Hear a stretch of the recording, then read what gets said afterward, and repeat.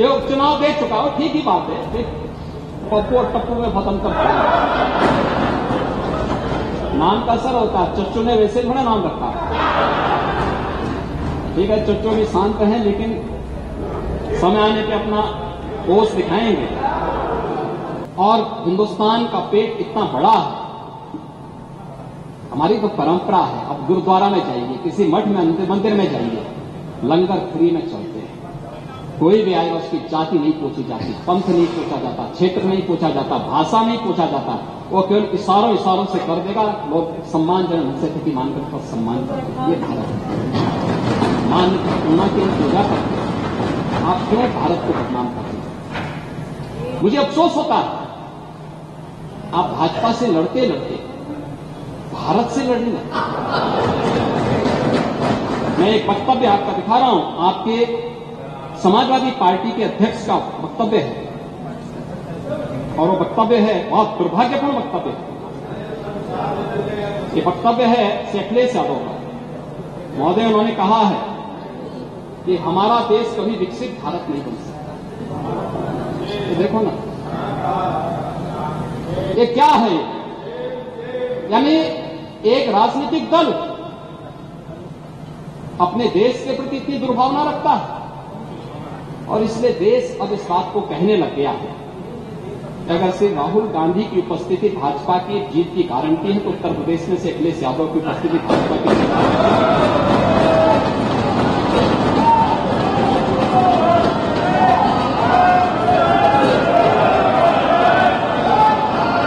और ये गारंटी उपचुनाव में दे दिया है। एक उपचुनाव दे चुका हो, ठीक ही बात है। फिर पप्पू और टप्पू में बहुत अंतर है। नाम का असर होता है। चच्चू ने वैसे थोड़ा नाम रखा है। ठीक है, चच्चू भी शांत हैं, लेकिन समय आने पे अपना होश दिखाएंगे। महोदय, मैं विनम्रता से कहूंगा कि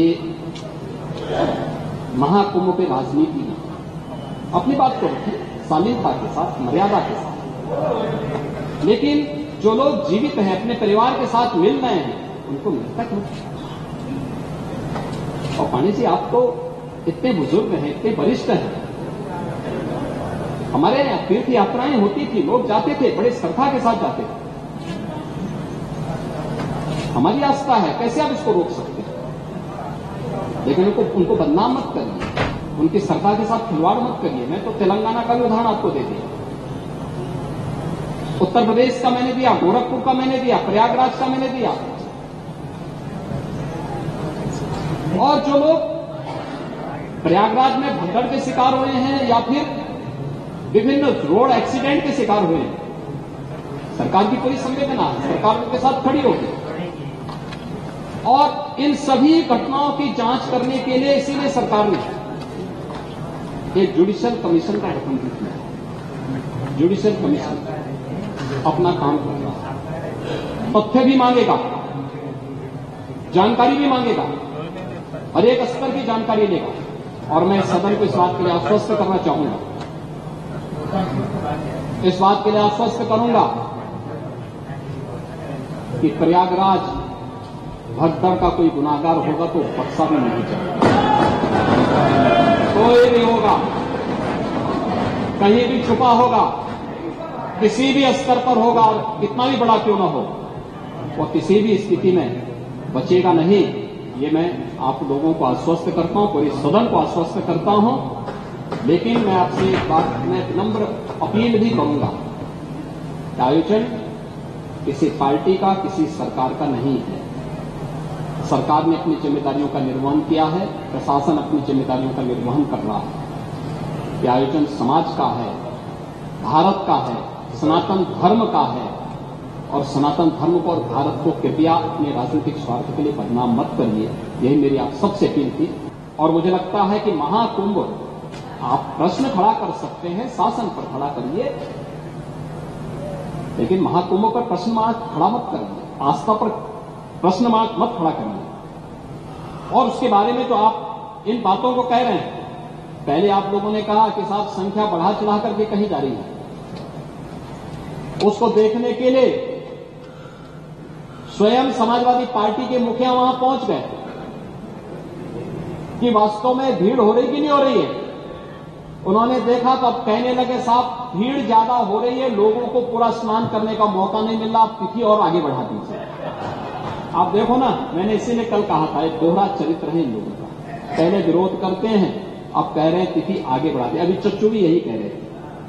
चच्चू कह रहे थे कि तिथि बढ़ा दीजिए।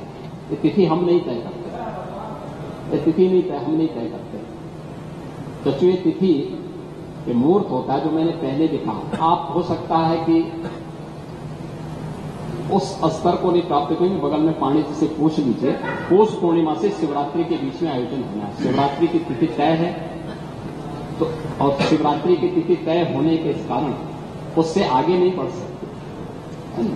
इसलिए बोलना है क्योंकि आप शांत हो गए ना। वैसे मैं आपको धन्यवाद दूंगा कि आपने मिल्कीपुर में सहयोग किया, मैं इसके लिए आपको बहुत बहुत धन्यवाद।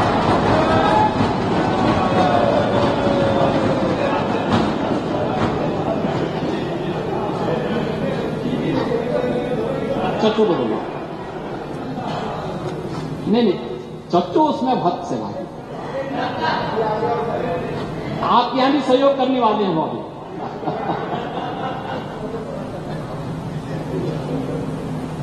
महोदय,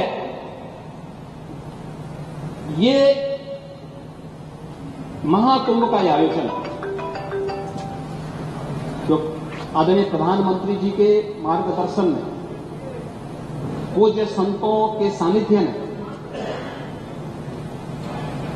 इतना विराट आयोजन बना, ये एकात्मता का एक महाकुंभ है। और मैं आपकी परेशानी समझ सकता हूं, जो आपकी विभाजनकारी राजनीति है, जो आपकी जाति जाति के बीच में विखंडन करने की राजनीति है, इसका जवाब देश ने भी दे दिया और उत्तर प्रदेश ने भी दे दिया।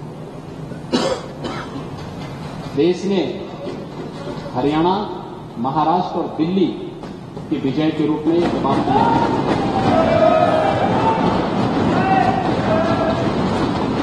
और उत्तर प्रदेश ने मेरापुर, गाजीपुर, कुंदरकी, खैर, फूलपुर, मजवा, मिल्कीपुर और कटहरी के माध्यम से इसका जवाब दिया है।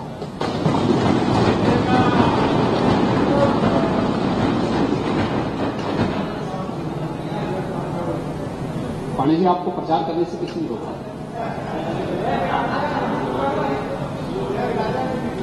आप मुझे बताइए, यानी आप करहल जीत जाएं कि आपकी विजय,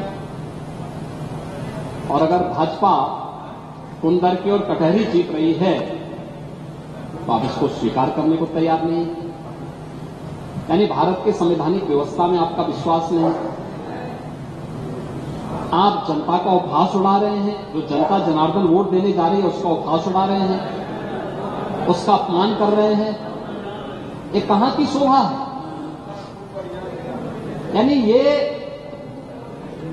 अरे अब देखिए, विषय आया था इसलिए मैं कह रहा हूं, क्योंकि चच्चू ने बात कह दी कि आगे तिथि बढ़ा दिया जाए, तो मैंने कहा बढ़ाने का वो हमारे ऊपर नहीं है, ये शास्त्रों की परंपरा है। शास्त्रीय गणना, शास्त्रीय पद्धति, ज्योतिषी गणना के अनुसार ही होगी, और ये पौष पूर्णिमा से शिवरात्रि, महाशिवरात्रि के बीच में होना है, तो उन्हीं तिथियों में होना है। वैसे चच्चू कहीं भी जाके स्नान कर सकते हैं, कोई समस्या नहीं, उनके लिए सुविधा रहेगी।